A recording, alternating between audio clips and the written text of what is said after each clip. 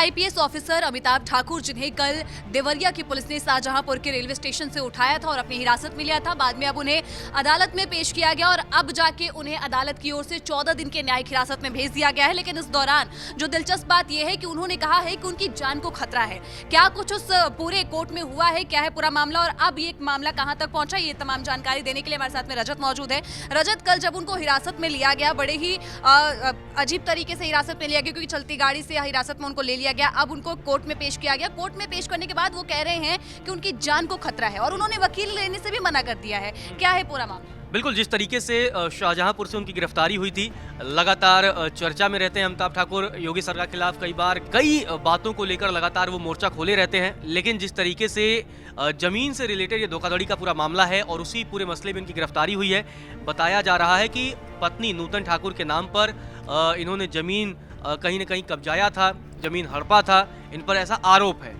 और आरोप के बाद इसी पूरे मामले को लेकर इनकी गिरफ्तारी हुई है। और ये पूरा मामला तब का है जब ये देवरिया में बतौर पुलिस अधीक्षक काम किया करते थे। उसी दरमियान इन पर आरोप है कि इन्होंने जमीन हड़पने के लिए या जमीन कब्जाने के लिए एक साजिश रची। लेकिन सबसे इंटरेस्टिंग बात यह है कि कोर्ट में क्या क्या हुआ वो जान लेना बेहद ज़रूरी है। आपको बता दें कि मुख्य न्यायिक मजिस्ट्रेट मंजू कुमारी की अदालत में पेश किया गया इन्हें।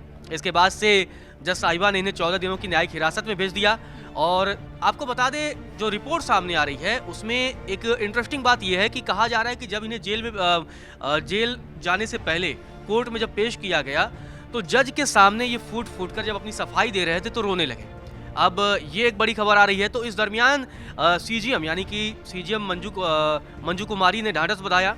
तब उस पर उन्होंने कहा कि हुजूर, जेल में मेरी हत्या हो जाएगी। इन्होंने ये गंभीर आरोप लगाया। अब वो आरोप किस पर लगा रहे हैं, कहीं ना कहीं, क्योंकि जेल में हत्या की जब भी बात आती है अंजलि, तो सरकार पर ये सीधा आरोप होता है कि सरकार जानबूझकर उनकी हत्या कराना चाहती है।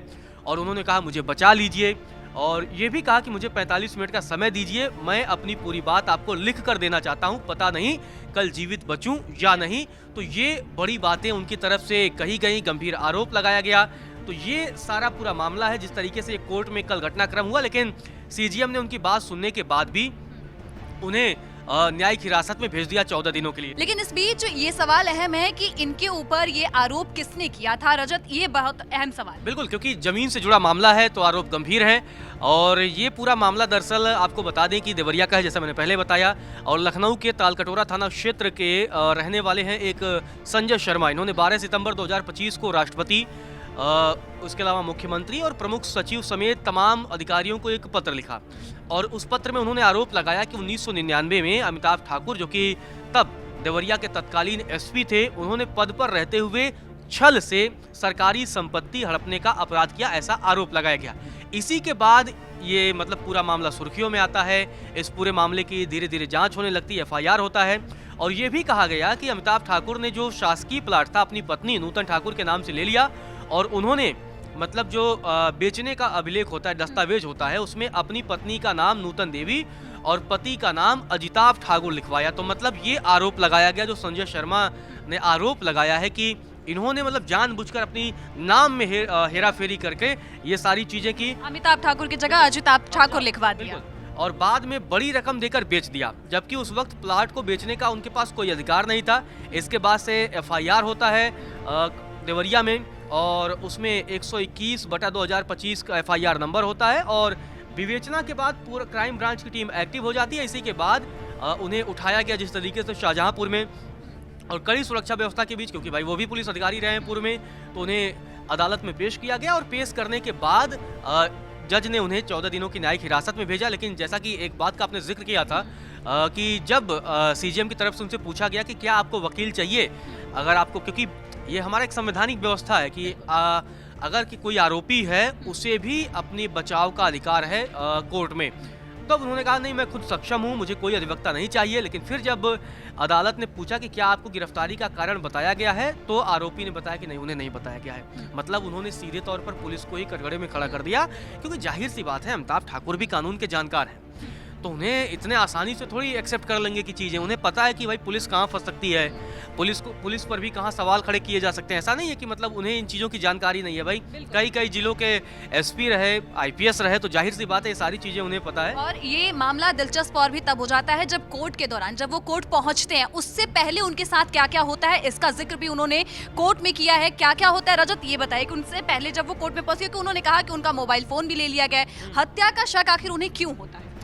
नहीं, अब होता है या नहीं होता है, अब उन्होंने जानबूझकर क्यों किया ये मुझे नहीं पता, लेकिन अब जानबूझकर किया या वास्तव में डर है या बचने का एक तरीका है, ये बहुत सारे सवाल हैं कि कई बार जिन पर आरोप लगता है कि मुझ पर हत्या का शक है, जेल न भेजिए, तो कई बार क्या होता है कि जेल में उनके लिए अलग सेल की व्यवस्था कर दी जाती है। इस तरह की तमाम चीज़ें होती हैं।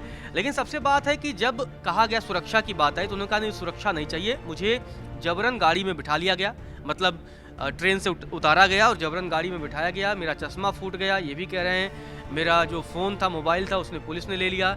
और ये भी आगे वो कहते हैं कि अगर न्यायालय की इजाज़त हो तो मुझे कागज़ और पेन उपलब्ध करा दी जाए, मैं अपनी बात लिखकर कोर्ट के संज्ञान में ला सकूं। मतलब वो बोल नहीं रहे थे, वो लिख कर देना चाहते थे। हालांकि ये भी एक प्रावधान है कि अगर आपको अपनी बात जुबानी नहीं कहनी है तो आप लिख कर भी अपनी बात कोर्ट में आप सबमिट कर सकते हैं।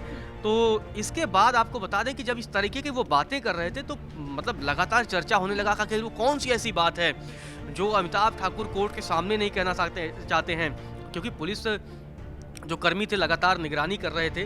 तो क्या वो ऐसी कोई बात थी कि चाहते थे अमिताभ ठाकुर की पुलिस अधिकारियों को न पता चले और वो बात सीधे सिर्फ जज को पता चले? तो इस दरमियान तमाम चीज़ें ऐसी रही हैं। यहाँ पर आपको बता दें कि कई और मुद्दे हैं, पहले भी कई बार वो सुर्खियों में रहे हैं। आपको बता दें कि कई बार उन पर संपत्ति विवरण छिपाने और गलत जानकारी देने का भी पुराना बवाल है, विवाद है। गोंडा में भी हथियार लाइसेंस के घोटाले का भी आरोप उन पर लगा था। इसके अलावा सोशल मीडिया पर बदनाम करने के मामले में भी मुकदमा दर्ज हुआ है। तो कई जगह, लखनऊ से लेकर के देवरिया तक कई जगह उनके खिलाफ मुकदमा दर्ज है।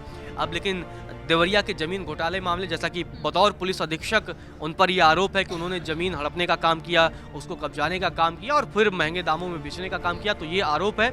लेकिन अब जाहिर सी बात है कि जिस तरीके से अब सोशल मीडिया पर एक वर्ग है जो लगातार अब पुलिस पर सवाल उठा रहा है, कई लोगों का ये कहना है कि वो इसी देश में थे, आराम से पुलिस उन्हें बुला लेती। क्या पुलिस ने पहले क्राइम ब्रांच या पुलिस ने उनको नोटिस दिया था कि आप आइए, पेश होइए, आपके खिलाफ एफआईआर है? एक बड़ा सवाल ये भी, अब ये तो पुलिस को बताना होगा।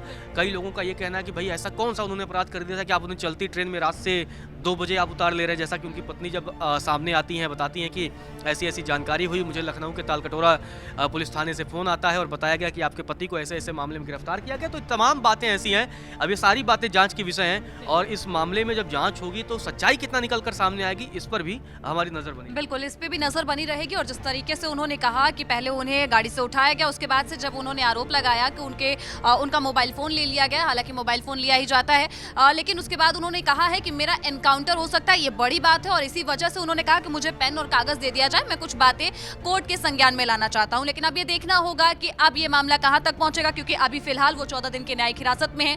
इस दौरान उनके साथ क्या होता है और क्या कुछ और भी तफ्तीश में निकलकर सामने आता है, ये देखना होगा। तब तक तमाम जानकारियों के लिए आप देखते रहे दैनिक जागरण।